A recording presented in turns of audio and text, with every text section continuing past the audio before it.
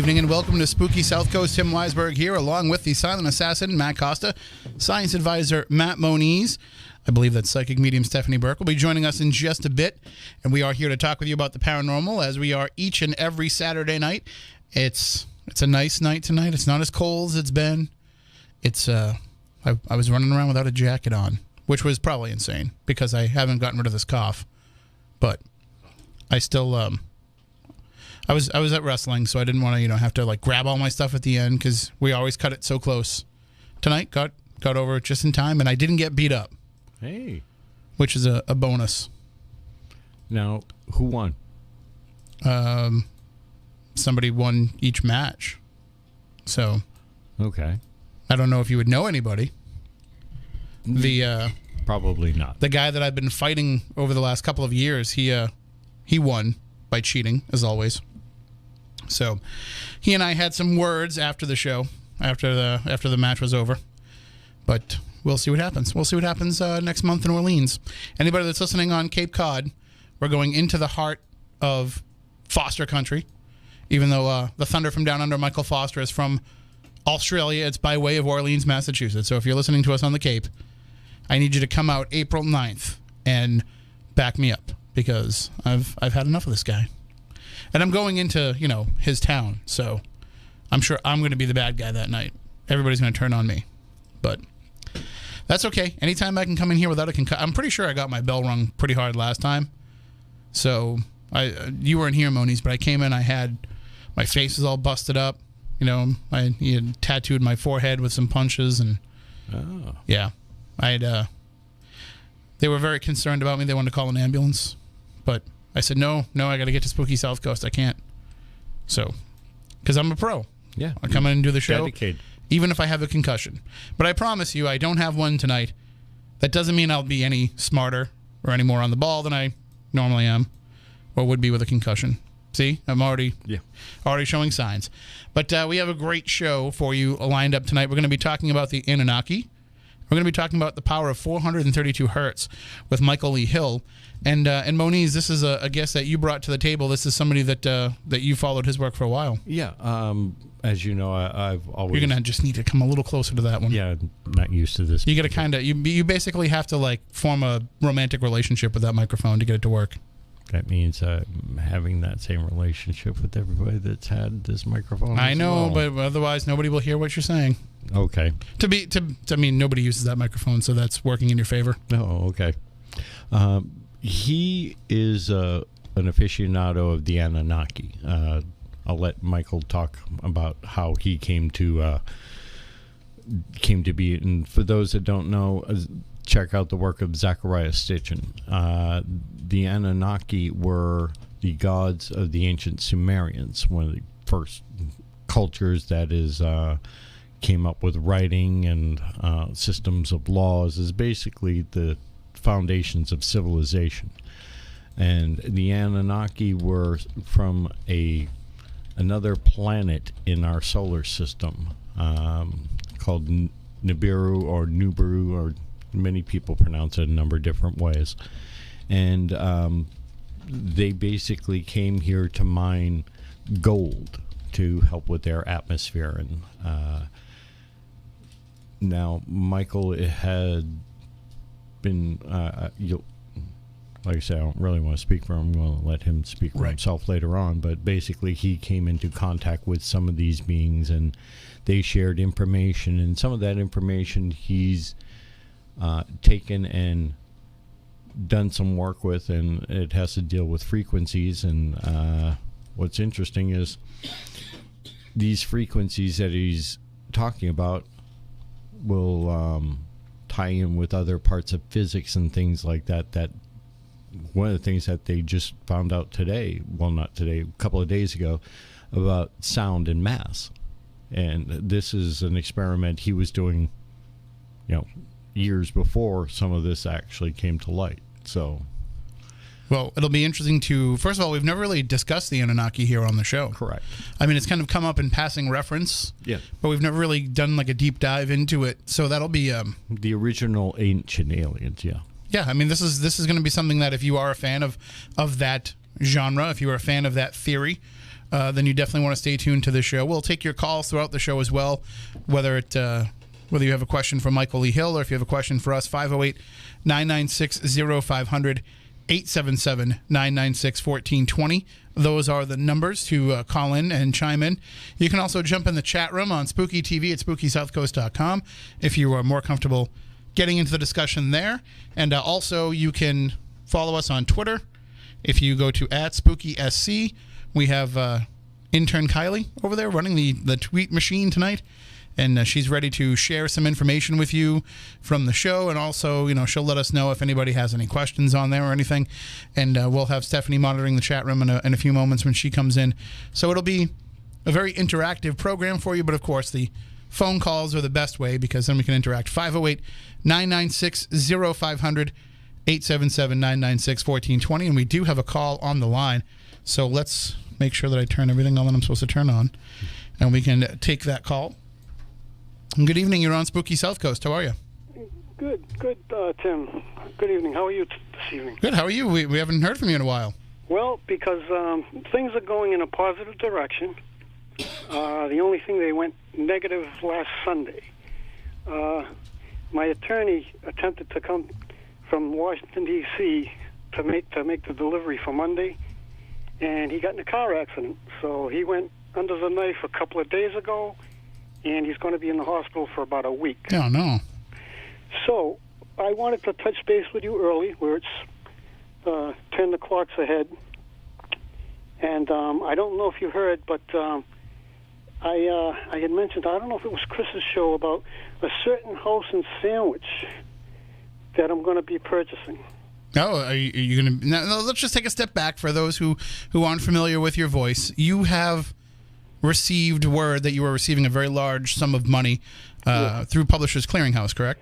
Well, actually, what I'm receiving now is a legal settlement. And this, I spoke with Jose Matos a while ago, and this legal settlement is going to be completely tax-free because it's a legal settlement. Okay. And I guess I can give you the figures. It's going to be $118 million in checks, $500,000 in cash, a brand new Mercedes with a gift card for a year's worth of gas. The Mercedes will be registered and insured for 2 years. I'm also getting back $10,000, which the FBI stole from me, and I think that's about. Oh no, there's a Social Security benefit. I'm going to be receiving $2,500 a month, the first of every month for 3 years. Well, that's a pretty big settlement. Also, wasn't the car before? Wasn't it like an Impala or something? So you've upgraded. The other one I think was 2 vehicles, but you see, in addition to this, I have other lawsuits, and I have about 5 or 6 sweepstakes that I'm going to have my attorney look into to make sure they're legit.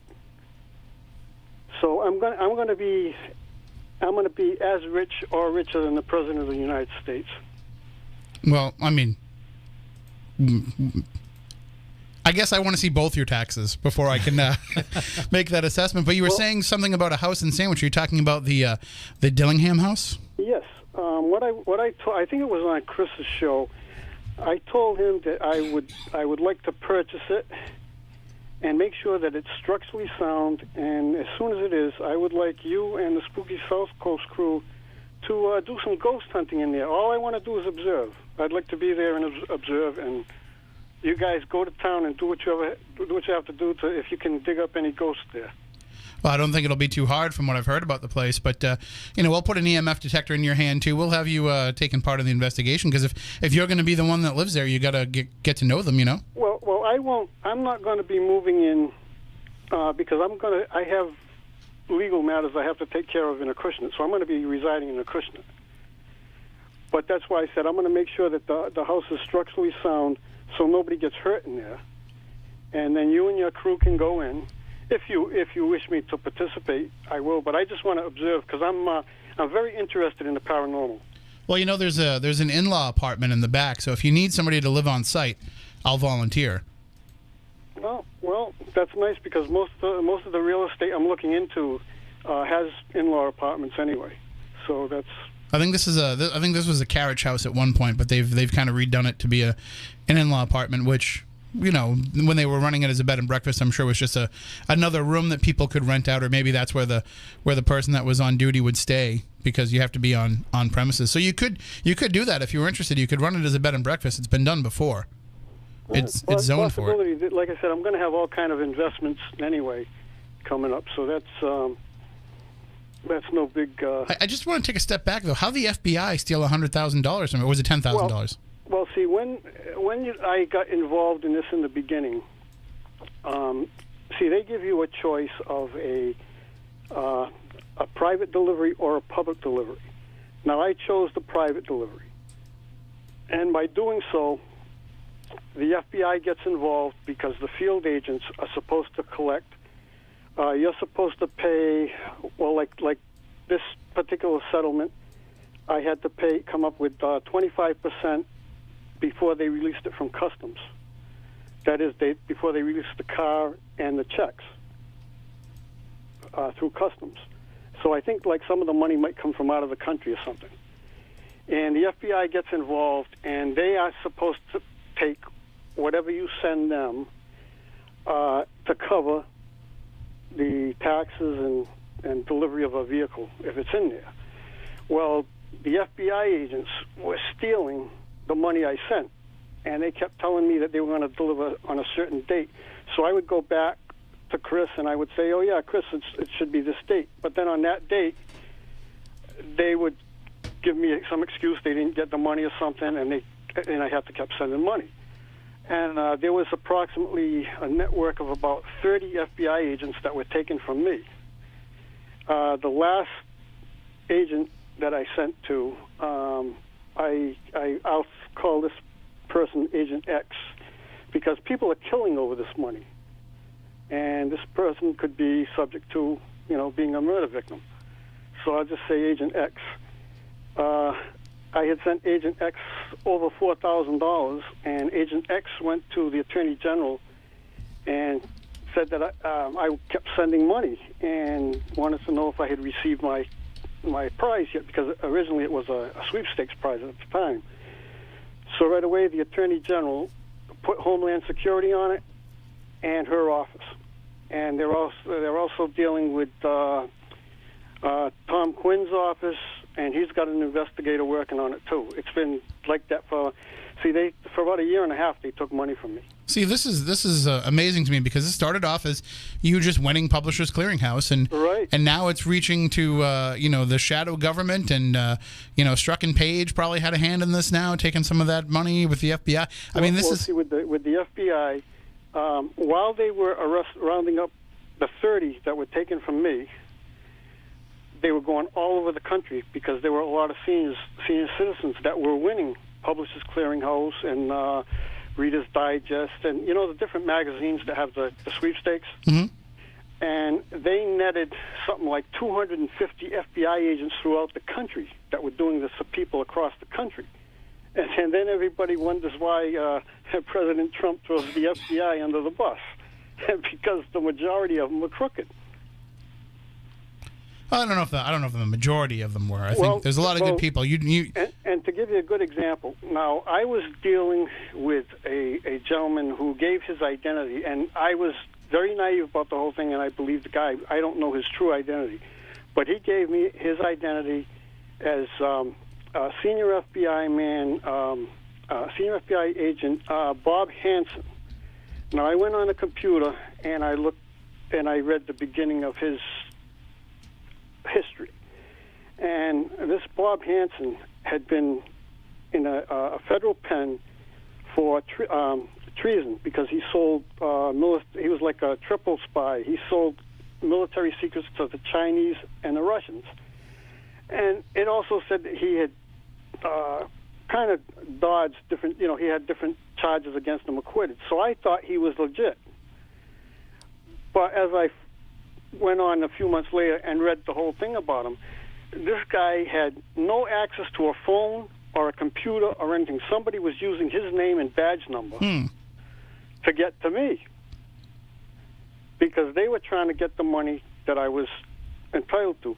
And as far as the what happened with me too, that I can let you and your listeners know, I first had received a letter from Publishers Clearinghouse, and inside there was a check for approximately $8,000, and the instructions were to deposit that into my bank account and call them back when I did. Now this is the hoax, which I didn't realize, because I did that, and luckily I didn't have enough money in my bank account, and the check came back fraudulent, like in 3 days. Mm-hmm.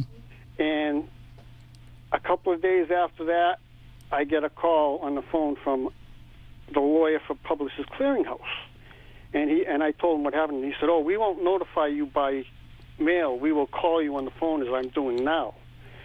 And he also informed me that, and that was for that particular amount was for something like $1.3 million and 2 cars, I think a Mercedes and a BMW. Well, he informed me that that letter and check was sent to me from ISIS, who was trying to get into my... They thought I had deposited the millions already. So now ISIS is involved in this too? Oh, I could write a book, Tim.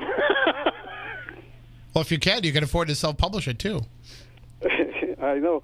But, that's what started the whole thing. Well, I'll tell you what, we have to get going here because our guest is going to be calling in, but I think by the time this is all said and done, we're going to find out Roger Stone was involved in this. Michael Cohen's been lying about it. This goes deep. Maybe the other FBI agents. But I'll let you go because you always have a good show, and I love the paranormal. In fact, this situation that's happened to me was told not step by step, but by a psychic about 40 years ago when I went for a psychic reading. The psychic told me that later on in life I was going to become very wealthy. Well, so I have a great belief in the psychic and the paranormal. There you go. Well, so Tim, you always have a great show. Go for it tonight, and if I can stay awake long enough, I'll listen in, and I hope to see you at the Dillingham place in maybe a month or two. Sounds good to me. All right, you have a good one, Tim. Take care. You too. Bye-bye. And I mean that's going deep. I mean, there's going to be congressional hearings on what's happened to him. I wasn't kidding. I really think Roger Stone's probably involved in all this. It's got to be somehow. From what I heard, it seems like it would be a good documentary to follow it. I'd say so. This is something I want to see on Netflix. Yeah. But I'll say this much too. There's, everybody's kind of in the chat room like, oh, you're giving them. Hey, here's the way I look at it. I don't know that it's not happening. Yeah. And I want to hedge my bets. Better safe than sorry. Yeah, right, I agree. Exactly. I agree. But it sounds like, hey, listen, anytime you can go from an Impala, which I think, what was the last time it was an Impala, right? And now he's getting a Mercedes. So that's a good upgrade. Things are moving in your favor. Not that an Impala is a bad car. No. Have you seen the Impala SS? No. Nice. Not the newer one. I've seen the older ones. But so why don't we get into the meat of our discussion right now? There's a suggestion in the chat room from Mr. Apnea that I have him be my wrestling manager. He could be like the $1 million man. Yeah, there you go. Just come down to the ring and ask people, like, what would they be willing to do for I've got a crisp new $100 bill if you will lick my shoes. Maybe the next Vince. Maybe. Probably has more money than Vince these days. All right, well, why don't we get... Lamone wants to know if he has a sister. He does.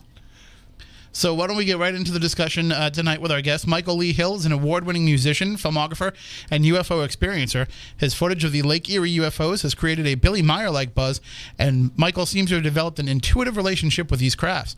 In his home state of Ohio, Michael has been cataloging video after video of UFOs over Lake Erie. He's been featured on the History Channel, countless radio and TV programs, and special speaker and the Star Knowledge Conference. The phenomena consists almost entirely of pulsating orbs of light, unusual light seen changing colors, converging and separating over the lake. The stories of the unexplained phenomena date back over 150 years to the indigenous North American Indian tribes. We're going to find out about all that. We're going to find out about the Anunnaki. We're going to find out about 432 Hertz and so much more with our guest, Michael Lee Hill. Good evening, Michael. How are you? I'm doing fantastic. How are you guys doing? We are spooktacular. Thank you for joining us. Spooktacular. I love it. That's trademark, so you can't steal it. Dang it. Actually, I wish I had been smart enough to trademark that, because like every year at Halloween, like there's T-shirts that say Spooktacular, and I wish I had been smart enough to stay ahead of it. But I thought intellectual copyright, intellectual property was enough, but apparently not. So thank you for joining. I was saying at the beginning of the show, I don't know if you heard us, but I was saying how the Anunnaki is something that we haven't covered ever on this show. It's only been brought up, and it's been brought up in passing, but we've never really gone real deep into it. So I'm very excited about that. But first, why don't we just start off with you sharing a little bit about your UFO experience with us? Cool. I grew up in East Lake, Ohio, which is very close to Lake Erie, and I started seeing these orbs of light out over the lake, and they got my attention. So I started to find out any like little beach or anything I could go down to, a park that was there. And this is around 2005, and I just started, I would have my Sony Handycam ready on a tripod, and if a big ball of light went by, I was ready to film it. Well, I started to accumulate quite a library of footage. If you go to YouTube right now, my page, Michael Lee Hill, or my channel, you can see now it's over 5 million views. That brought the History Channel to my door, and it went from having a 5-minute segment to being featured in the entire show. And if anyone is interested in seeing that particular episode, it's called Alien Contact, and it's in season 1 of the UFO Hunters show. So what had happened was I started to accumulate just a huge library of these orbs of light coming up out of the lake, going into the lake. And next thing I knew, the History Channel asked me if I would be willing to do like a bonus thing, do some more on my story. And I'm like, yeah, sure. So they sent me to Boston, and what I didn't know was they were getting ready to have a Boston Harvard professor. His name's David Systrom, and I was there to have my medical and blood work done by him. And that's when in the show it was revealed by this guy's the top of his game, It was revealed I didn't have normal human blood. And that's pretty crazy, right? And it actually, right when I found this out, the last day of the shoot, in Boston, after they told me I do have this blood anomaly, we can get into that if you want, what it is exactly. But they're like, well, your plane's waiting for you. I was like, whoa, wait a minute, man, this isn't just a TV show anymore to me. What are you talking about? Is there something I should be worried about? And he looks at me and he goes, what do you think unknown means? It's kind of rude about it, I was like, so what he said was he thought that perhaps it was some type of virus that is unknown to us at this point, and that it was tricking my brain into releasing these massive amounts of what's called creatine kinase, or CK for short. And just to get into what this is, it's the normal levels of creatine kinase in the human bloodstream is 25 parts per liter of blood. If you've had muscle damage or a heart attack, those levels can go up to around 300. And because what happens is that enzyme brings oxygen into the bloodstream to facilitate healing. Well, what they found, if normal levels are 25 parts per liter of blood, they found mine was at 2,100, which was just off the charts, even if you've been damaged. So that was my experience with the History Channel. And this led to, that episode aired in March of 2008. And that summer is when I went to a festival in New York, and it's called Sirius Rising.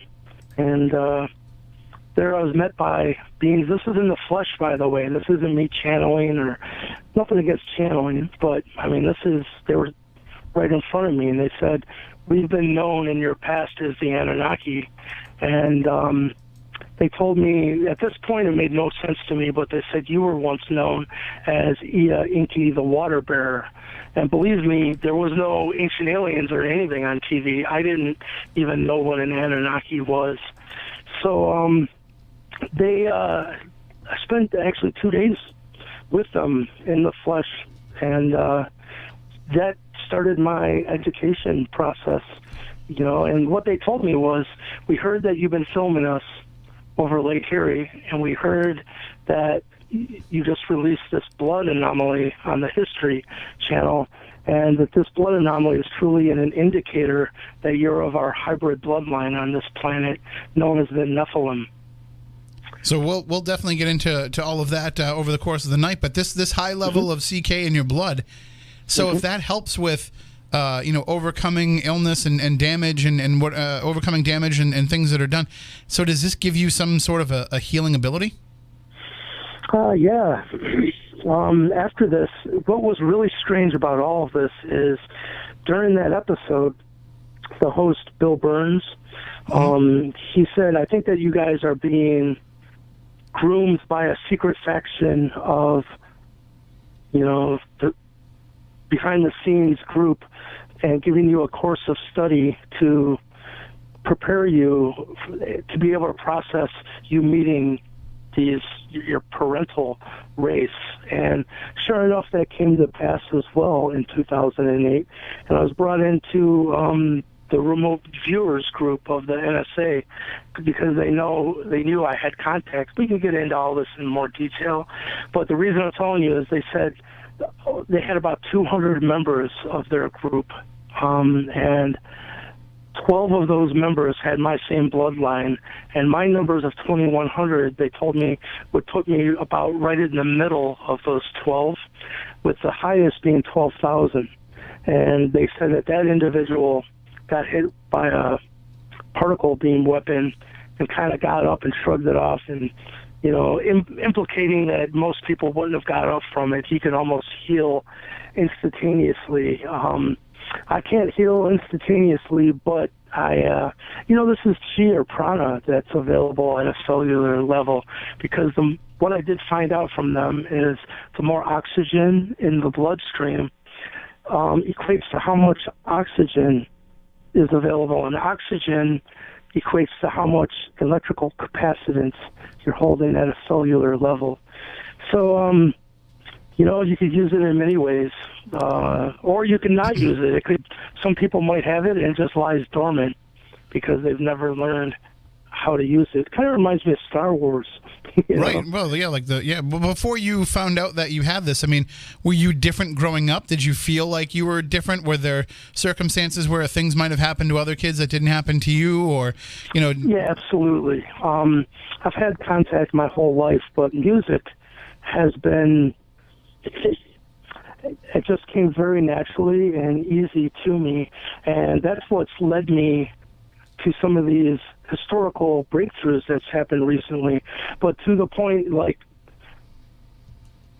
I hate, this is weird talking about myself, but I ended up winning the Steve Vai Ibanez Guitar Challenge, and Steve Vai was just a huge hero of mine growing up. So I'm that level of musician that I put out 3 independent guitar CDs that are kind of in the vein of Joe Satriani or Steve Vai or Eddie Van Halen, that kind of thing. And so, yeah, I mean, I think it's always been there, but being taken in by the remote viewers, and this individual, his name was A.R. Borden, and he kind of took me under his wing, and he really taught me how to harness and hone these techniques, to be able to send my consciousness elsewhere. that makes any sense. No, it does. So it sounds like this was something that, was building inside you all these years, and that really what happened was you just had this kind of confirmed to you more than having it be a revelation. Like deep down inside, you knew that what they were saying was not a surprise to you when you went and had, they discovered this blood anomaly and all of this stuff. You probably had an inkling throughout your life that something was different about you. Yeah, yes, but as far as just having different blood, that kind of never occurred to me. I was just like, and what the hell is that about? That had never shown up in any previous blood work or anything you'd had done, or did you just never need it? No, actually, maybe it's a weird thing that I do almost have a phobia of giving blood. Like, I don't like needles whatsoever. And all my life growing up, I never gave blood because the thought of a needle is just horrifying to me. And so it just never came up. I've learned a lot about it, though. It's called haplogroup X2A, and this brand new DNA haplogroup was just found in the late 1990s. It's not that long ago. And right now, the only place that exists on this planet is within 3% of the Native American Indians, mostly the Iroquois and the Cherokee and the Sioux. They said that the most numbers are in the Iroquois tribe. I'm Seneca and Erie of the Iroquois. But the Sioux which is the Lakota, Dakota, and Nakota tribes, have retained their star knowledge that's been passed down from generation after generation. They've retained that knowledge more so than any other race. Mm-hmm. But what's interesting with this is when you go back in time, you can see the only other place back in time that this haplogroup X2A was found was the giant remains that were moved out of these earth mounds all across North America. And it's really interesting because this is what Graham Hancock's new book is about, by the way. It's called America Before. But then if you go back in time, you'll find out that obviously if you keep going back in time and then you find where the largest numbers of that DNA was, that's home base. That's where they came from. It happens to be the hills of Galilee. So what I'm telling you is this is just not my opinion. It's backed up by DNA science, and this is going to be revealed to the future that this is the lost tribe of Israel, and it is what they would call the Sangreal, and it is the Nephilim. It's weird because I'm not religious in any way, but it's all in the Bible, and it all does go back to Sumeria, Sumer, pre-Egypt. But the religion isn't necessarily the facts of it. The religion is what happens as a result of this information being presented. So it's the man-made dogma that we have to follow along because of these truths that we discover or these truths that are passed down. So, you don't have to be religious to believe in what happened. Religion is believing that that we're supposed to have some sort of a worship built around it. Yeah, I'll tell you, working with the NSA, they have access to, what's in the Vatican archives, so to speak. And they pretty much know all of this. And it's time for it all to be released. But what they told me was, if you look at the Bible, and they told me the Book of Mormon, which is interesting. It's not religious books, but more as they said the Book of Mormon was kind of like the most accurate history book that hasn't been messed with by the Vatican. And if you look into the Book of Mormon, it's all about the exodus of this lost tribe of Israel from the hills of Galilee, coming to North America, intertwining with the Native American Indian tribes. You find out Edgar Casey knew all of this as well. Which it's going to come out. It's the Atlanteans is what we're talking about, is the remnants of, which is all Anunnaki based, which we can get into that. I know this is a lot. No, we definitely will. We'll definitely unpack all of this. But so my question would be, though, if this is the universal truth, what has held it back for so long?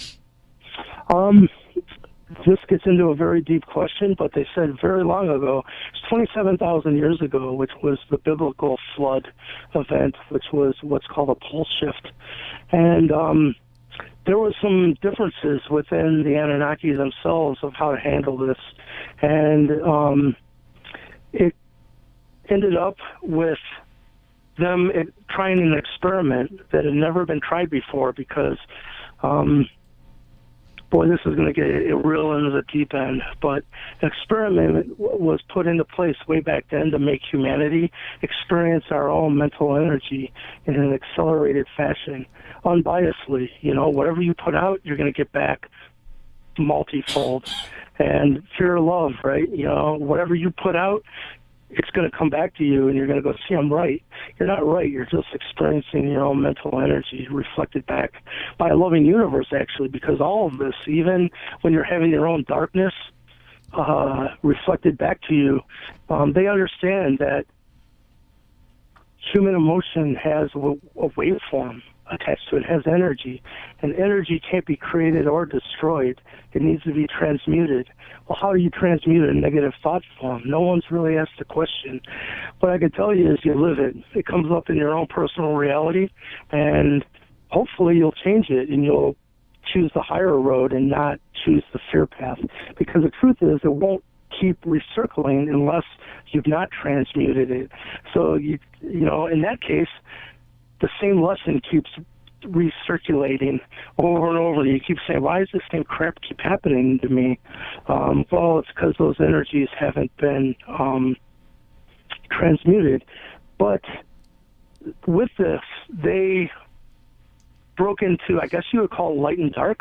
Mm-hmm. And, you know, the council that oversees this experiment has been known as a lot of things, the 12 disciples, you know, the 12 members of the round table. Recently, they're called the Cortium, and this is a council of light and dark, and pretty much the dark is going to see if they can get you to bite at a dark carrot and give your energy, your mental I am, away to an illusionary outside source. Because that stuff isn't allowed in higher realms. But the flip side of this is the light. I call them Team Good Cop and Team Bad Cop. Team Good Cop is going to see how much love and compassion you bring into any suffering that comes your way. And they say it's actually a lot easier to get past the dark, and because they're pretty much going to see if you'll do stupid stuff to yourself or others. And you know, pretty much a lot of us get wise and go, you know what? No, I'm not doing that this time. But how much love and compassion do you bring, you know, to any suffering that comes your way is the light's testing. But so why are we living in a reality that this has been, this is our reality, this dark reality we live in? It's because this is what we've turned it into. You know, it's that simple. Every single time, none of us, including myself and all these other incarnations, we didn't get past the test, so it didn't end. Yeah, we get bogged down in those negative energies that you were talking about. We get bogged down in that, and you know, basically consider it a self-perpetuating cycle. That because we just, like, I see it all the time with just people in general. People who will say, oh man, I have the worst luck, or nothing ever breaks my way, or, you know, fate does not shine brightly on me. And so when then it doesn't. Yeah, if you think that, it's never going to happen. I mean, I say that being the biggest, you know, woe is me that there ever was. I'm basically Eeyore, you know, without the tail. Right on, brother. You know what? I think we all go through that, and we all, you know, fear wears many masks. And it's not an easy process to weed those thought forms out of our own belief systems. But, you know, I learned some things, and, you know, you start to learn that we're not observing reality, we're interacting with it. And once you change a thought that was fear-based, and there's been a recirculating reality around that's followed you for years. But when you change your own thought form about that trial and tribulation, and all of a sudden it changes, you know, and it dissipates and goes away. that's a truth that comes from within. No books, no religions needed. And once any of us, I think, do that one time, then you start to look at other things. You start to play with it a little bit, like, big things are just to keep it fun. Like when you're driving down the road, know it's going to be green. The light will be green when you get to it. When you drive to the store, just drive right up to your parking spot. That's in the first row, right near the door, and don't even doubt it. It's weird, man. A lot of these things that we're talking about, it is what Yoda said. Right. I better not start quoting Yoda, though. Well, yeah, if you do, then I'll have to try to figure it out because it'll be backward. So Yes, indeed. But so in having these communications, and we'll get into this. We've got about 7 minutes left in this hour before we have to take a news break, and then when we come back on the other side, we may have a surprise new segment, Matt. We're thinking, and then we'll discuss more with you, Michael, about some of these things. But just in your communications with these beings, I mean, how frequently does this happen? Do they just kind of unveil everything to you at once, or have you been in consistent contact with them? No, it's unfolded with some of the things they told me. Specifically, you were once known as Ea Inky, the water bearer. That was in 2008, and the Ea part really had confirmation when I was invited by the Chief Golden Light Eagle to one of the most revered Native American Indian spiritual ceremonies that's been going on for 27,000 years. That's called a Sundance. And the Ea, I found out what it really means is the Dakota is their most ancient name for grandfather. And we can get into those stories. There's some synchronicity stories of me being recognized as grandfather, which is Ea.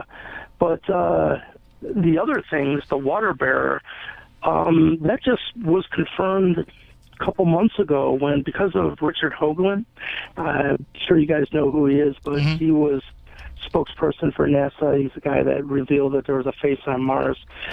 He had me on his radio show, and he said, Michael, I know your story sounds pretty crazy to other people, but NASA has been studying how energy works multidimensionally for a very long time. He calls it hyperdimensional physics. He said, NASA knows your numbers are right on the money.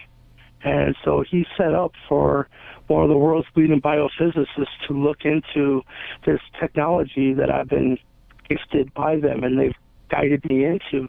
And the end result was just as staggering to me. It resurrects municipal dead tap water.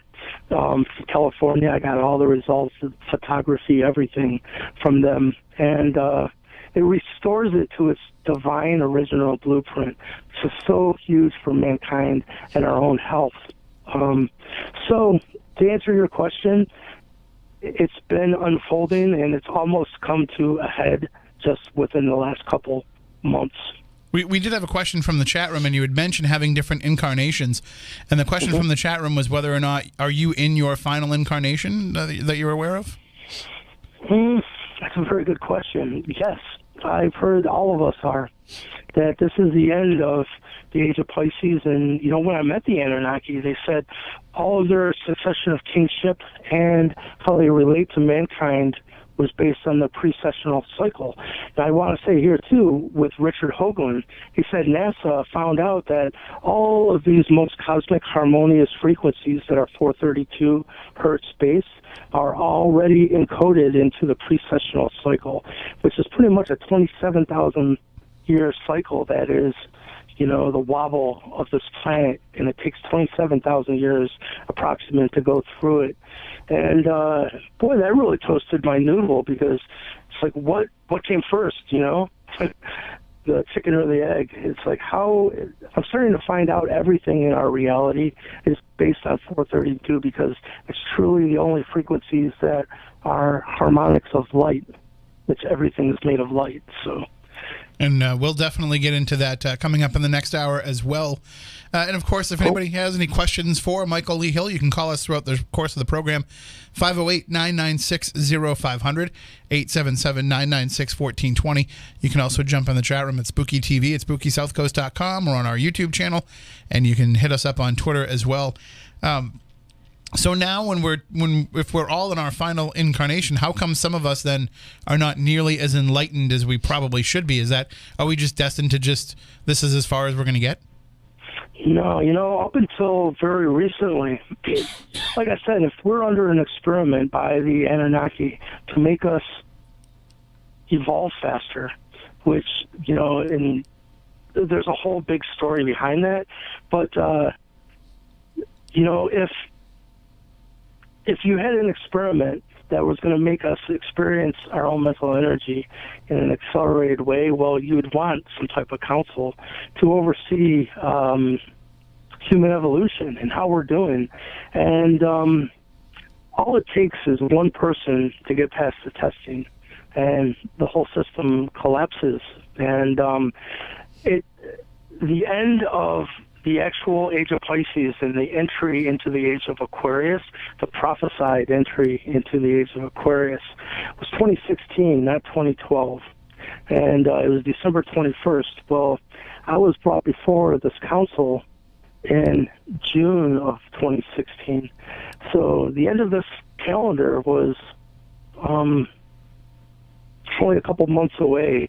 And they were tricky, by the way. It was not an easy. It was 4 days of being tested of what's in your heart, And finally, I made it through, and that's when, the Sundance chief said to me, he said, "We're so glad you didn't enter the dark territory, because Spirit looks at anyone who participates in these flesh and blood sacrifice ceremonies as prostitutes." They said it's all about self-inflicted suffering through one's own free will. And that's what they're trying to teach us, that dark Team Bad Cop can only come in and do their thing once you surrender to it. So, they said the bus arrived late but still on time. Well, that's better late than never. Yes. We'll take a break now. We'll come back with Michael Lee Hill. We'll talk more about the Anunnaki. We'll go far back and we'll talk about some of the early interactions that man had with the Anunnaki and what it all means. And we'll talk more about 432 Hertz as well. And, of course, we'll also be debuting a new, well, I don't want to say a new segment, but an old segment's coming back in a new and exciting way. So you're going to want to stay tuned for that as well. We'll be back with more Spooky South Coast coming up. Again, if you want to call in, 508-996-0500, 877-996-1420. Those are the numbers. SpookyCrew at SpookySouthCoast.com is the email, at SpookySC on Twitter, Spooky_South Coast on Instagram. We'll be back with more Spooky South Coast in a bit. Are you intrigued by Paranormal Talk Radio? You'll love the new Paranormal Radio app from TalkStream Live. You'll find a great selection of talk shows covering UFOs, ghosts, strange phenomena, and much more. Download the Paranormal Radio app now and start listening to the very best in paranormal talk entertainment. The Paranormal Radio app, free in Google Play and the iOS App Store. Welcome back. Hour number 2 of Spooky South Coast. Tim Weisberg here, along with the silent assassin Matt Costa, science advisor Matt Moniz, and psychic medium Stephanie Burke. She came in a little while ago, but we welcome her officially into the show for this evening. Good evening, Stephanie. How are you? I'm great. How are you? Oh, we're doing well. I didn't get my bell rung, so that's a good thing. Well, that's perfect. You didn't get hit this time, so you're still in one piece. It's always better if I don't have my face all beat up too. I agree. Coming onto the show, although my face is better off beat up. But we have a new returning segment on the show. For those of you who have been listening to Spooky South Coast for a long time, you're familiar with the Week in Weird. It's something that we started way back in the beginning of the show. And we will get back into things with our guest Michael Lee Hill in just a little bit. But we're going to be bringing back the Week in Weird. It's had various incarnations over the years. We used to do it where we would all kind of read a story. That didn't really work out so well. No, I promise, guys, it's not me that's doing it. And I have to apologize because I did it while I was pregnant and falling asleep while sitting here. So don't judge me. Not everybody's good at reading on the air. It's my fault for not giving people things that are in their wheelhouse. So then we tried bringing in some newsreaders, and we brought in people who just had busy schedules and, you know, couldn't always make it in to be able to do the Week in Weird. So we kind of let it fall by the wayside. But we put out a call recently where we said, anybody that wants to try to be a Week in Weird correspondent, send us a tryout video. And, you know, because Matt always has been talking about having it be like a video thing that people can go to our Spooky South Coast YouTube channel and get from there and get from our website and all that. But, you know, also there's the audio element that we're going to run on the show as well. So we put it out there for people to send in videos, and we got some really great submissions. We got great audio and video submissions from people. But there was one that was just far and away amazing. I agree. And when we saw it, we said, okay, this is the direction that we have to go in. And so it just took a little while for the person to get everything that he wanted to get in place to be able to do this. But he sent it to us the other day to check it. I was blown away. I could not believe it when I saw it. I was like, this is too professional for Spooky South Coast. I have to say, you and I are probably two of the toughest people to get anything past, and I was impressed. I mean, if Matt Costa likes it, right, then you know it's good. He's just silent about being tough. Yeah, he's not going to be like, oh, that was terrible. He's just going to say, let's see if we can get some other submissions or something. But this, I'm sorry, folks. I appreciate everybody that volunteered and sent in stuff, but I think we have our winner. I agree. And so what we're going to do is we're going to play the audio now on the show, but we'll upload the video to our Spooky South Coast YouTube channel. You guys wait till you see the visual. It's awesome. This is full production, professional. Again, you know, Matt does a great job over there, and he basically has turned our radio show into an amazing web streaming show, but this just takes things up to another level. So with that in mind, we will welcome our new Week in Weird correspondent, Matt Bleistein, to Spooky South Coast. He's an old friend of the show. We've known Matt for years. Another Matt? I know. I was just thinking about that. I'm like, we're kind of outnumbered by Matts right now. That's all right. One of us. 3 Matts against Tim and Steph. We'll get Kylie, too. Oh, okay, so good. We have Kylie. So, yeah. It's even. I forget that Kylie's back there because she's so quiet and so sweet and just... You should have heard the stuff she was saying about you before you came in. Oh, I don't believe you. She's nasty, man. I don't believe you at all. All right, so why don't she wouldn't be here if she did that. Why don't we go to the Week in Weird with Matt Bleistein on Spooky South Coast.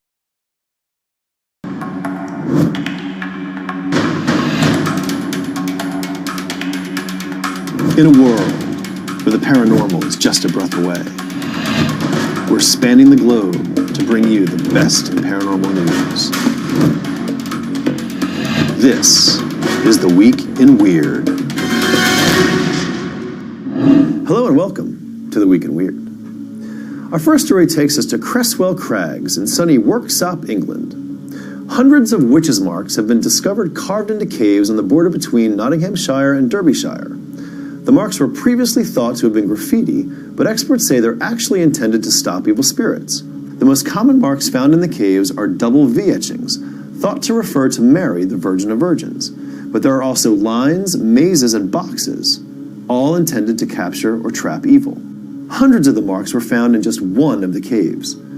A particularly large grouping were carved around a 4-foot round hole that seems to warn of an entrance to hell. Duncan Wilson, chief executive of Historic England, said, and I quote, "Truly, we can only speculate on what the people of Cresswell feared might emerge from these caves. The people who made the marks may have thought the big hole was some kind of door to the underworld, or perhaps even a demon prison. And they were certainly most worried about just what was going to come out of it." Tours of the caves containing the witches' marks started for the first time in late February. To me, it clearly sounds like they're dealing with a portal. And when it comes to portals, the only two people that I trust to adequately probe my portal would be John Tenney and that other guy on Ghost Stalkers, my favorite paranormal show. Maybe there'll be another season. Ghost Stalkers International. Has a nice ring to it. And now, it's time for Cryptid Corner. Cryptid Corner, Cryptid Corner, Cryptid Corner. If you're like me, When you think of the one person you'd like to go searching for Bigfoot with, you don't think of Josh Gates or Matt Moneymaker or even Lauren Coleman. You think of Jose Canseco. And you're in luck, because according to a recent tweet, the former Major League Slugger is now offering to take you on a Bigfoot excursion with his alien buddies.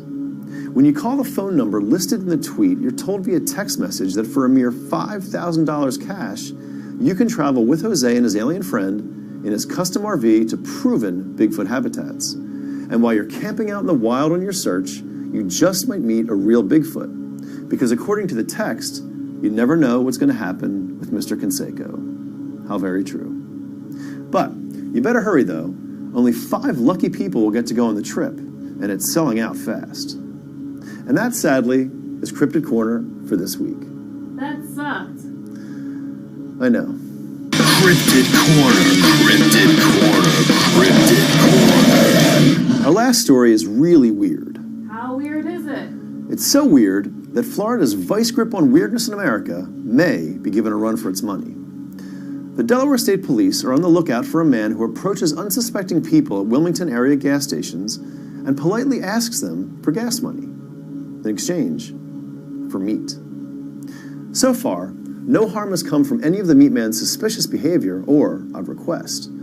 When Jeffrey Brannick was approached by the meat man, he said that he agreed to put $20 worth of gas into the man's car, and once he did, he walked away with some meat. He said, "I really didn't need the meat, especially from a stranger at a gas station, but he popped open a cooler and gave me a couple pork chops and some steak and then some sausage." Brannick said that the meat man just looked like an average guy, and he saw no reason not to help him out. But another of the meat man's bartering partners isn't so sure. William Nice said that during his encounter, there was a sense that it might just be better to take the meat deal than to refuse, and so he took the deal. There have been reports on social media about several encounters with the meat man, and while the state police say they've identified him, they did not say whether or not they believe he's dangerous.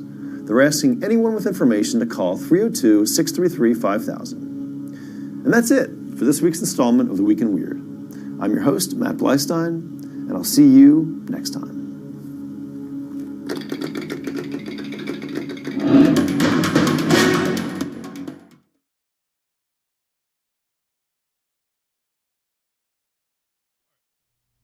I thought we weren't going to be able to run the video, and the genius gets it up there. Yep, he had it up. He's amazing. I'm telling you. We couldn't do the show without him. Good job, Matt. We are so fortunate. Like, when you look at other paranormal shows, you know, and you say, how come they can't do what Spooky South Coast does? It's because they don't have a silent assassin. They don't have a silent assassin, nope. I suggested to people, too. I was like, well, did you ever try doing this? Well, and then I forget. No, you can't do it because you don't have a silent assassin. All right, well, let's get back into the discussion with our guest, Michael Lee Hill, tonight, as we are discussing the Anunnaki with Michael. And Michael, thanks for hanging on during that. That was cool.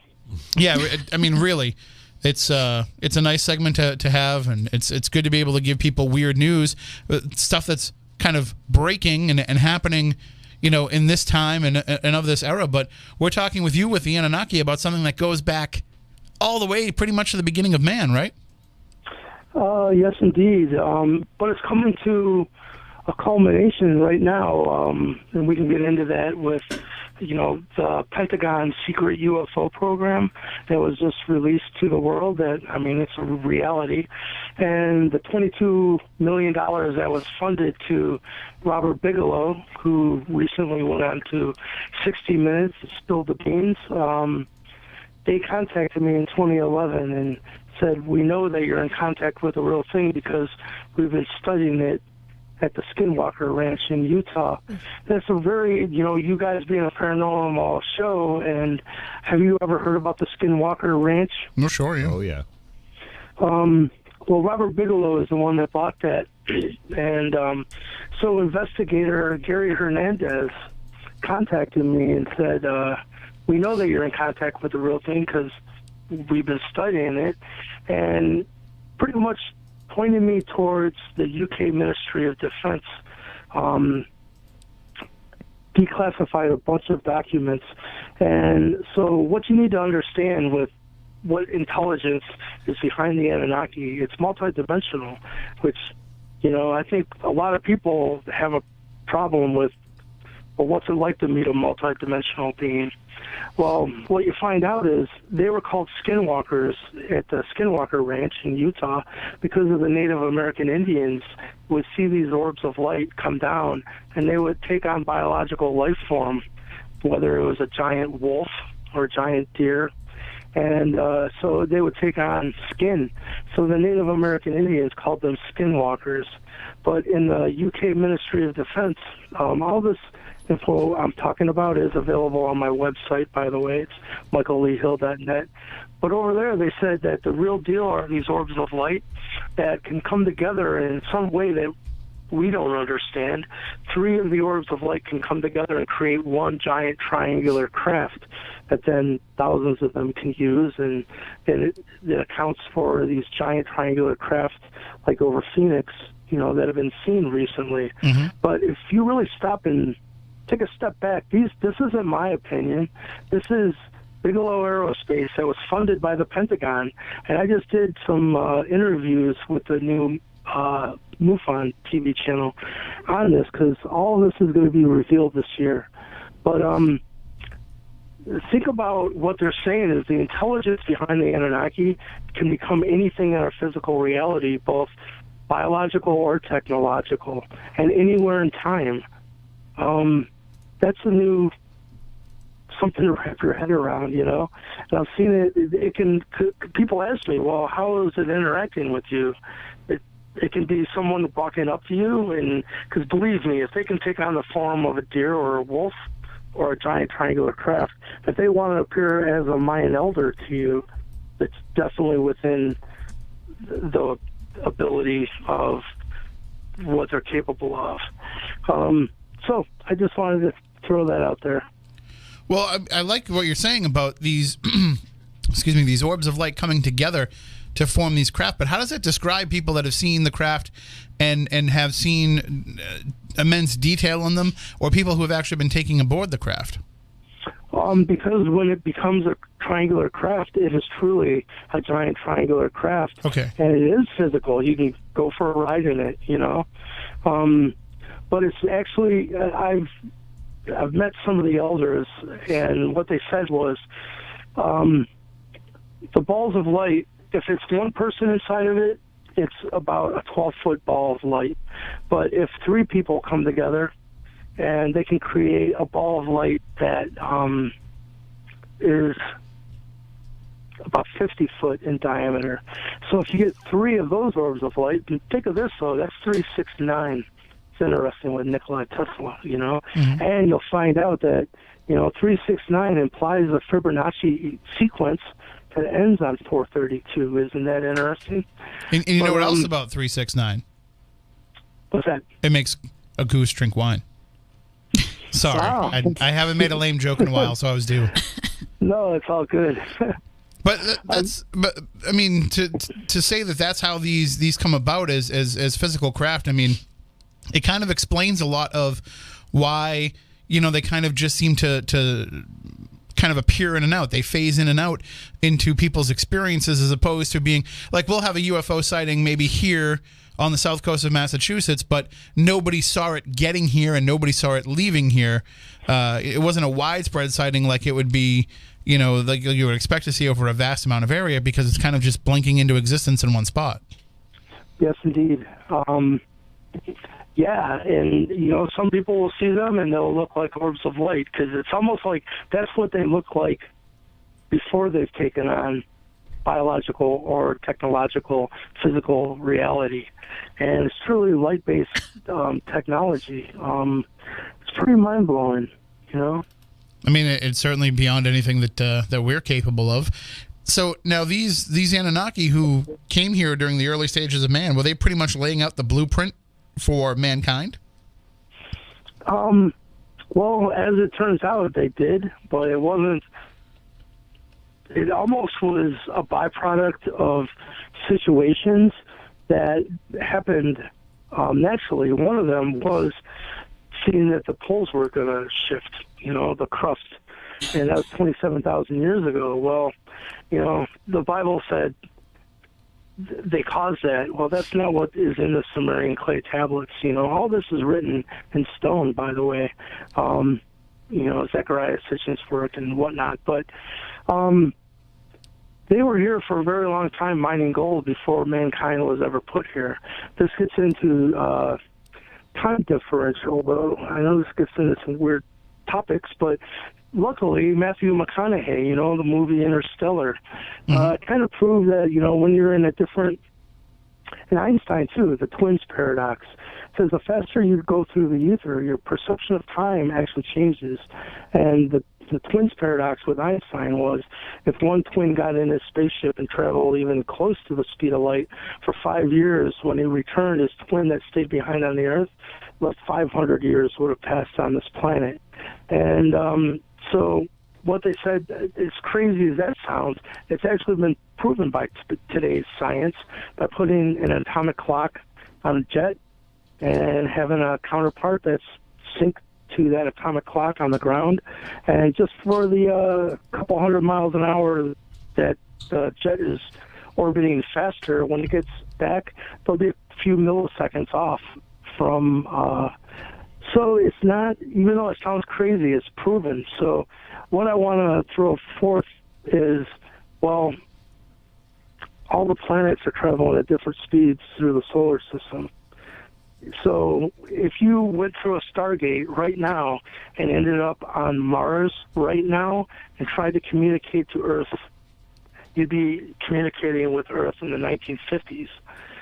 So the Anunnaki that was coming to this planet to mine the gold became known as the Anunnaki heroes because it actually turned out to be almost like a death sentence. They looked at it that way because when they returned back to their planet that was traveling at a different speed through the solar system, their loved ones had aged differently, just like, in the Einstein twins paradox. So it almost got to be that there was going to be civil war within their own race. And the mining of gold was very important to them because not only did they powderize it and put it up into the sky to shield the planet from increased solar radiation as it came through our part of the solar system. By the way, Planet X has been revealed to the public in mass media as well. Your listeners can go and just type in 2016 January Planet X found. The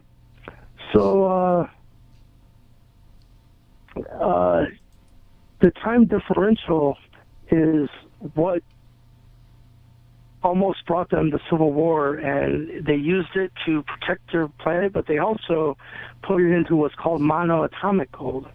And what that is like a powdered gold that they snort. That's when I met them, I was offered a line of powdered gold. As weird as that sounds. Did you snort it? Yes, I did. Didn't feel a thing, but later on I did meet one of them very closely. So who knows? But I did, and it wasn't like doing a drug. They said what it does is make your DNA fire on all cylinders, and they get very long life because of it. So it was very needed for their health and the health of their planet. And it was a do-or-die situation. So one part of the family, this gets into a whole mythology of who the Anunnaki are, but part of the family didn't care for mankind much anyhow, so it must be God's will, let them perish. Well, my part of the family felt totally different and viewed mankind as family. So we went to great lengths to help mankind. First of all, it was to help with the mining of the gold. And people say it was slave labor. And it's like, kind of. I hate to say it is that, right. It was to help with the toil and labor of the mining operations that were going on here. No way around it, but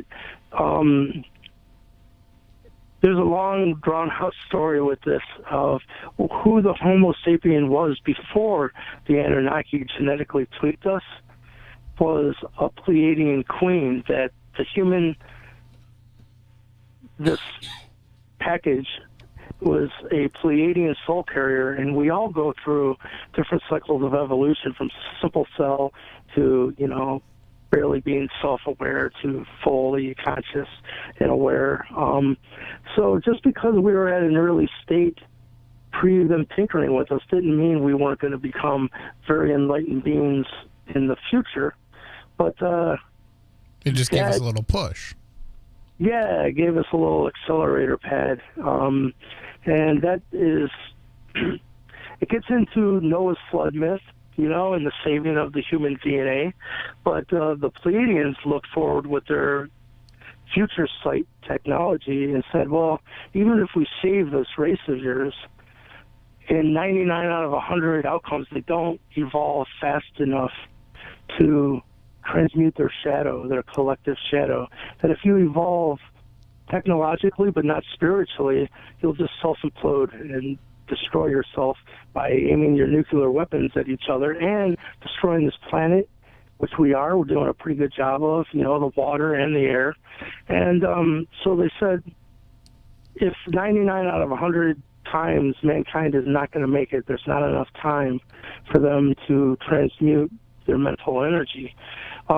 This is the experiment that I spoke of, before. But it also gets into why the Nephilim, with this increase of chi, was even, because when myself went to the Pleiadian elders, the other side of the family, because what you'll find is this race of beings, the Anunnaki, their king, his name was King Anu, and he started to have a relationship with the Pleiadian queen. Well, that's pretty interesting in itself. Like, why would that be, Well, when you find out that this was her children on this planet, then it comes into focus. But they had one child whose name was Ea, and this is the first time that Pleiadian blood came into the Anunnaki family tree. So it was the Pleiadian side of the family that wanted to help humanity. And to do this, when myself went to the elders and said, isn't there anything that can be done? My race is going to let this beautiful upcoming race perish and not lift a finger to help. And they said, well, if they're going to perish anyhow, because it's not time, what can we do? And that's where the whole idea of making mankind experience its own mental energy in an accelerated rate, even if it's dark, hopefully you'll burn through it faster. Mm-hmm. Or it doesn't have to be. You can just choose love, but it's unbiased. Whatever you choose to put out is what you're going to experience. But, a test was put out to the Inky side, which Inky is the same person, but what you need to know, Inky is a title. It's not a name. It's kind of like the Dalai Lama. Okay. So they said, you can't just do that to an upcoming race that's never been tried before, to make a whole mass consciousness experience its own mental energy in an accelerated way. So we're not going to allow it unless you will incarnate and become it and go under the veil and memory blocks and not be able to, come at any higher frequency than the typical average human. And, you will represent mankind before that council I was speaking of. That's going to, all of us meet them at one point in our life, or usually upon death. But, in our awakening state, some of us are given the chance to meet them. It's interesting, if you ever heard of the Emerald Tablets of Thoth, this is spoken of, and these 7 Lords of Light and the 7 Lords of Darkness, the 7th tablet in the Emerald Tablets of Thoth, it's called the 7 Lords. So anyhow, then you get into, well, of course, when the Pleiadian side said, you're going to have to incarnate and try to steer this experiment from under the radar, behind enemy lines, so to speak. And so as it was said to me that when they tried, the human vessel did not have enough chi ability, like capacitance, to hold the energy state of the Anunnaki, and when they tried to incarnate into a human vessel, they would spontaneously combust, burst into flames, didn't turn real well. So they said, what if we make another offshoot of humanity that has more chi or prana or life force available at a cellular level? That was the creation of the Nephilim bloodline. And that's your bloodline. That's my bloodline, yes. And so we're talking about basically a hybrid between the Anunnaki and humans. Yep. And so you see, too, with the Bible, in the Bible it says the Elohim created a hybrid bloodline with the human, and it was the Elohim human bloodline that became known as the Nephilim. And so it all ties together. And this is the bloodline I was telling you. I just met with Graham Hancock because I have the location of the Hollow Records in North America, and the first location of the mound builders in the North America continent. And so I presented him with all my research and data, and we've kept in contact. So this is a whole other thing. You know, they've given me a lot of information to share with humanity. One is hidden history, being pre-America and what happened there. And then some of the misconceptions about Anunnaki in the past. But then, you know, they've been communicating brand new life physics through crop circles recently that's going to lead mankind into the future. So it's backwards, forwards, you know, interesting stuff. Well, and before because we've only got about 20 minutes left in the show, before we let time slip away too much, let's talk about 432 hertz. And you had alluded to that a little bit earlier in the first hour. Just kind of give us a breakdown of what that means and what we're talking about when we say that. Well, boy, it's a deep subject, but first of all, I can tell you the Anunnaki has been drip feeding us this information for a very long time. Like, as you spoke of before, our whole system of culture, being timekeeping, being mathematics, it was all given to mankind back in Sumer, you know, and, you know, a lot of researchers have stumbled upon this, but what I can tell you is look at how many seconds is in 12 hours. It's 43,200. Then you start to find out that the actual pyramid, when you multiply the height by 43,200, you get the actual circumference of the planet Earth. When you take the base of the pyramid and multiply it by 43,200, you get the diameter, you know, sideways around the planet. Then you find out, well, the pyramid's not really four-sided. It's actually eight-sided, as they found out. Those 8 sides, there's a hidden angle that only reveals itself 2 times a year, and that's on the solstice, spring and fall solstices. And how the light lines up, you can see that there's 8 sides then. So what you find out is the actual angle of the pyramid that people know about is usually 51.86. But they guided me into understanding a very important subject related to 432. But it's dividing a circle by 7, you get 51.428. And I'll just tell you, when Graham Hancock had the angle of the pyramid at 51.86, and this voice in my head said, Michael, subtract the hidden angle of 51.428. And sure enough, it's 432. You get your calculator out. And you find out that the actual mound sites, like Newark Earthworks, the Serpent Mound in Ohio, all these mound sites are encoding 432-based octaves into the actual blueprints and layouts of these mound sites. That's a little too much to get into right now, but just trust me, it is. So what you find out is E equals MC squared. Our whole physics is based on that. But also quantum physicists now tell us that everything is both particle and wave simultaneously. So E equals mc squared, m equals mass, right? It's particle. It's only half the equation. Where's the frequency component? What you find out, 432 squared becomes c within 1% accuracy. So run the equation backwards. 432 base frequencies squared becomes c, the speed of light, squared times mass equals energy. And it's leading mankind into unlimited free energy.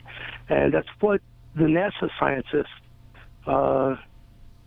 what they did was what I did was I hired scientists to image my guitar through a brand new science called cymatics, which is really making the invisible visible. For the first time, they run frequency through a big container of water that's in a big tripod, and then there's a high-tech camera that can record,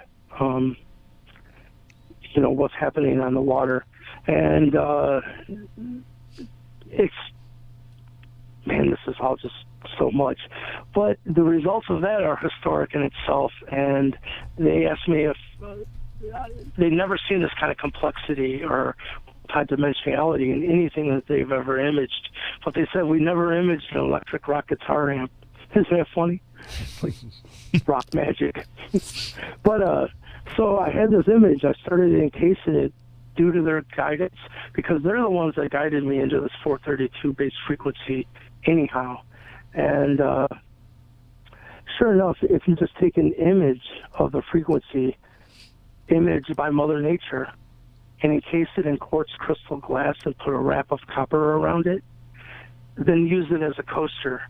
They took municipal tap water from Emeryville, California, and they put it under, it's kind of like carrying photography, if anyone's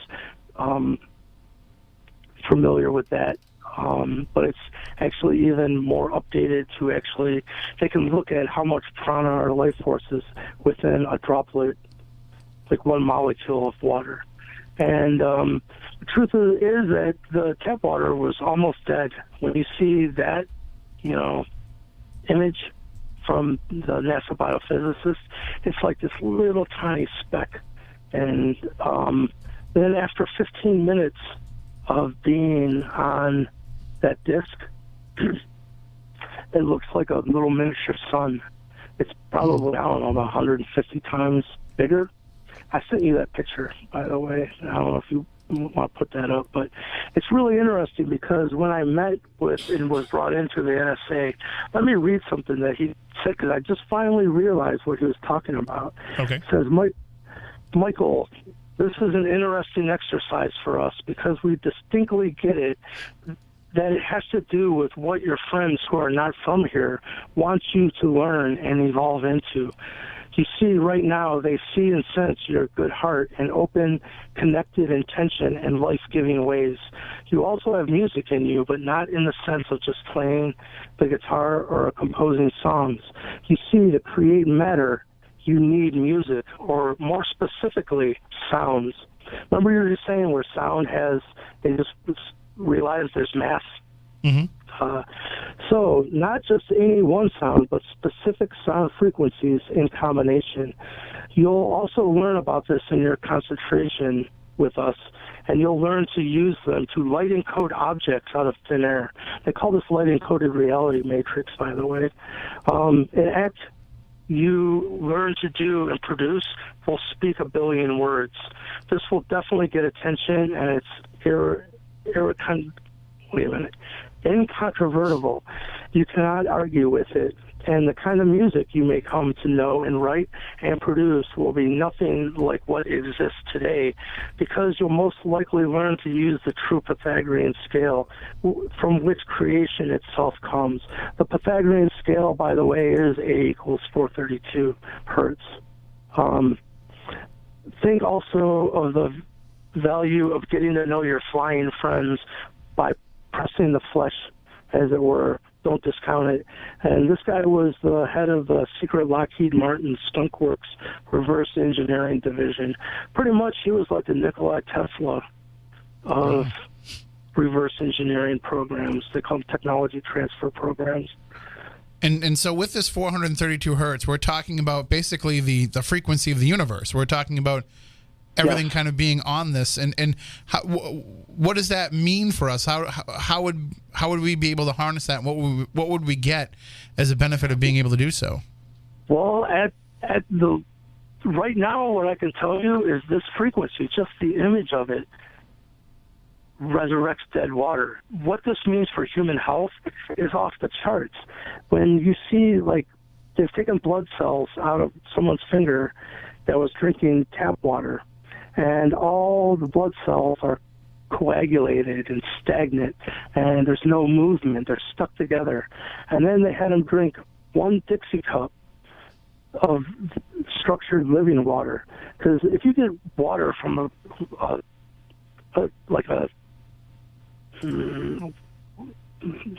word am I looking for? Like from the tap? Like a well or a spring, that, that's an interesting thing. Like, why have we let our water die? Because it's what we're doing to it by putting fluoride, by running it through long pipes. And by the time we drink it, there's no more energy. And truly, they found people that are drinking living water on this planet that are indigenous, and they're living to be 100, 120 years old all day long. It's like we're dying because we're drinking dead water, and our bodies are not getting the energy that it needs on a cellular level. So they had this dude drink just a Dixie cup full of living water, and he drank it, and then they took another blood sample, showed it under the microscope. Now there's a little cushion of energy around each blood cell, and it's like a little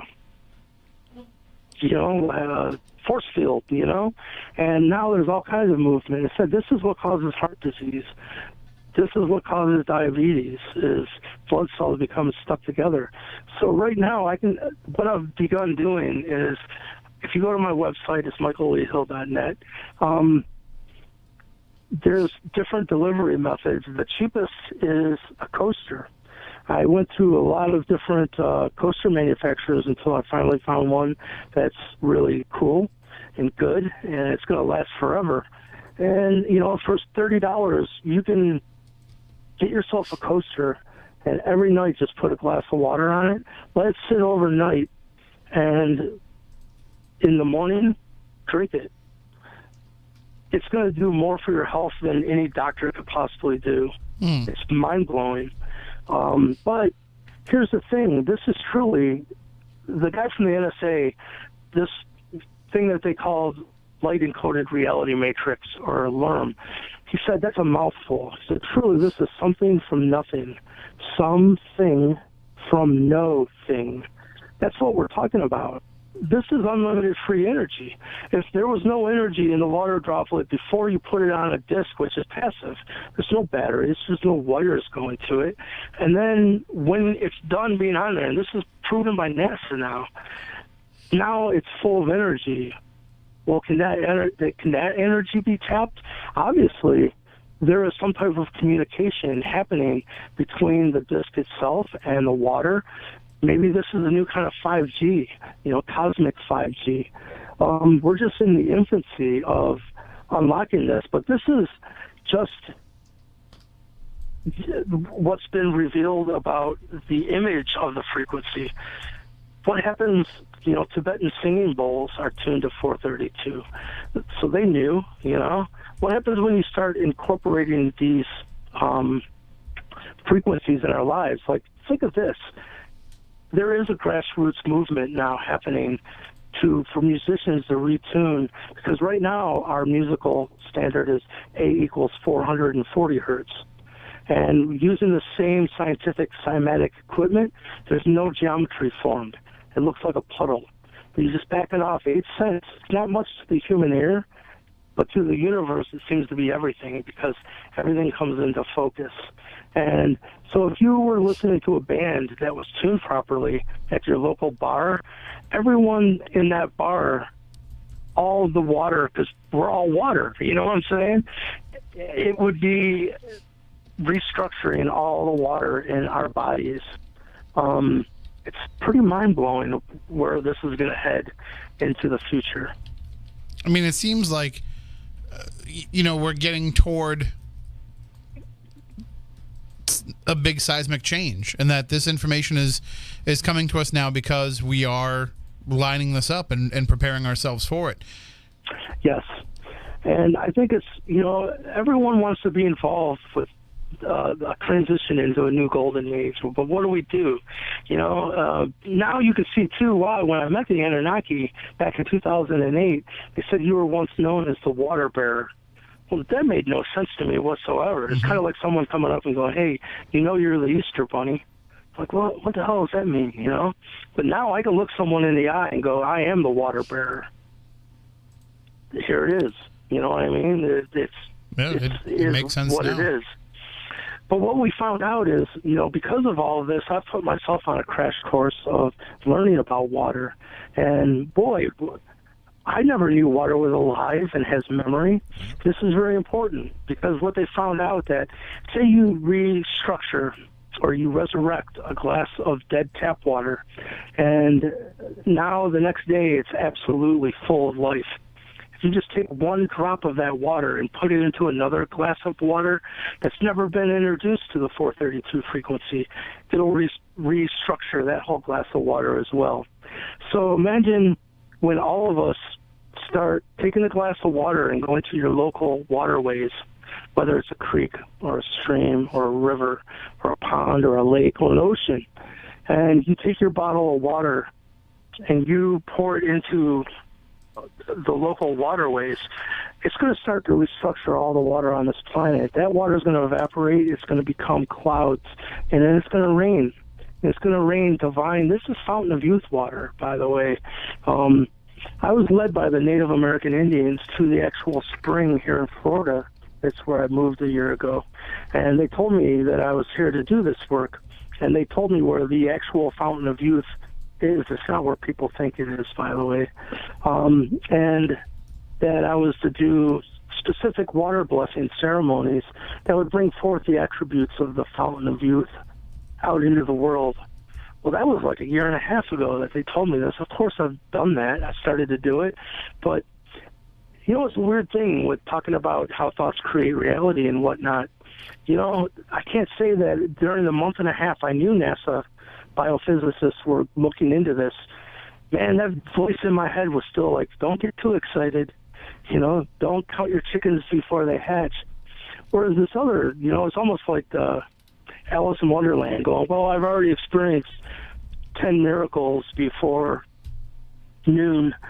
This 11th one doesn't scare me too bad, It's like you start to just have faith that this is a coincidence that this is happening.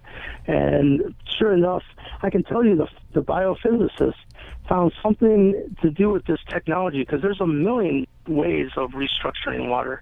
You can put it through high magnetic fields. You can spin it, you can vortex it, but they said this is doing something that they've never seen before, and that was it's actually focusing the light in the water molecule. And they created a new term called phasering, which is sound laser. Said not only did more illumination and life force come back into the water, but the light is more focused. They said any other water restructuring technology they've ever tested, the pattern gets more diffuse and gets bigger along with the brightness. This, for the first time, they've seen it get brighter, but it became more focused. And so if you want to look into more of any of this, I have all the details actually from the leading biophysicist, michaelleehill.net. And please, I'm going to start a grassroots movement of let's all become water bearers, Right.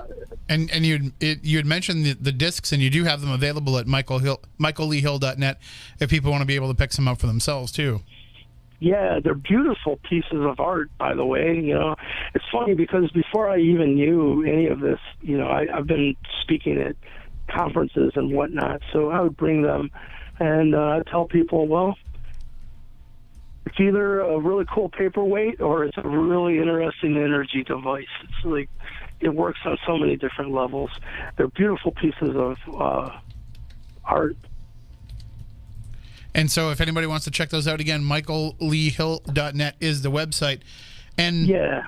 And of course, if you want to reach out to Michael, you can find contact information there as well.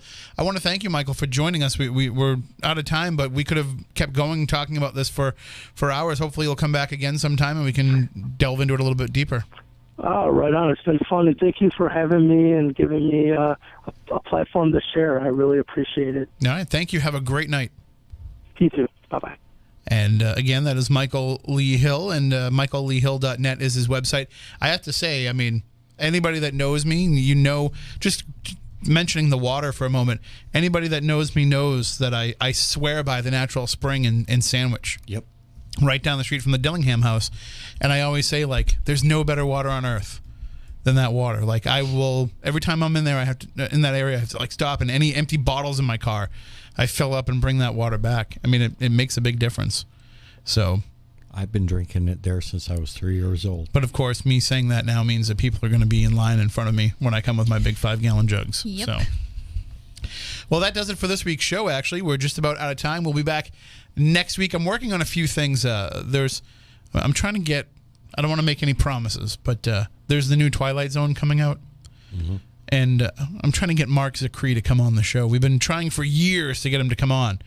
And so I reached out to him. Hopefully he'll be able to join us and kind of preview that a little bit. And we'll talk some classic Twilight Zone as well. But if not, we'll certainly be discussing something paranormal related with you next Saturday night. Remember, you can subscribe to us on iTunes, wherever you get podcasts. You can subscribe to us on YouTube.